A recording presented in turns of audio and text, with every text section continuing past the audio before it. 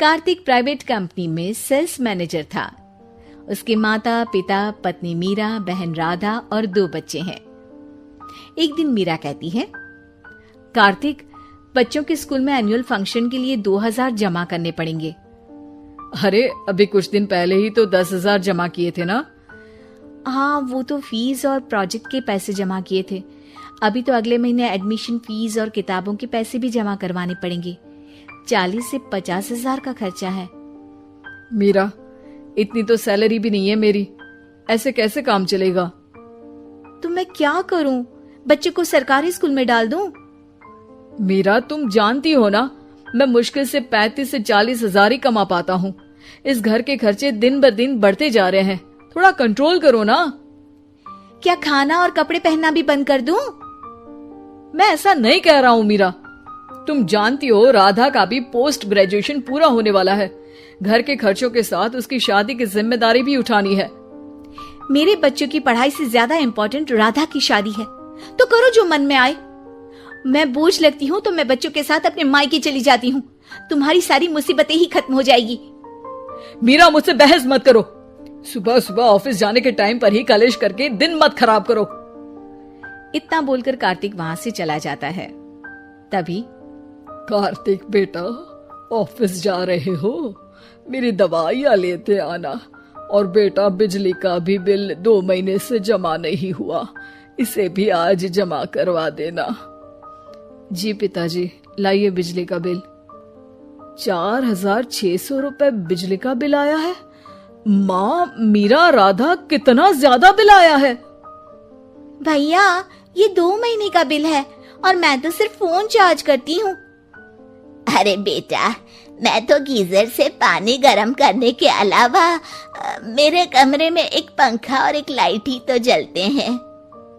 मीरा, तो फिर इतना बिल कैसे आया? हाँ, सारा इल्जाम मेरे पर ही लगा दो ना।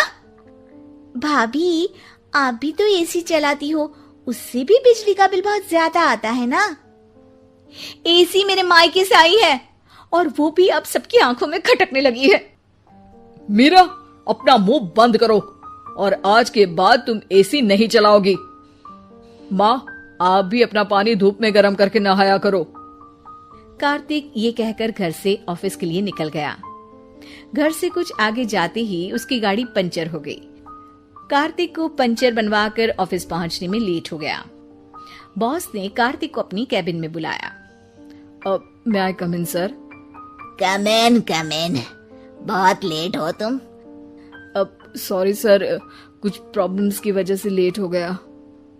मुझे कुछ नहीं सुनना। तुम्हारा टारगेट कंप्लीट हुआ? नो सर, अभी बाकी है। क्यों?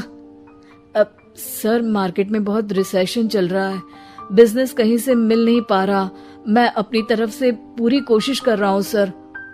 मुझे तुम्हारी कोशिश नहीं चाहिए, मुझे बिजनेस चाहिए। अगर तुमसे नहीं हो पा रहा है तो तुम रिजाइन कर सकते हो। नहीं सर, मुझे इस नौकरी की बहुत जरूरत है। मैं अपनी फैमिली का सिंगल अर्निंग पर्सन हूँ। मेरी जॉब चली गई तो मेरी फैमिली प्रॉब्लम में आ जाएगी सर।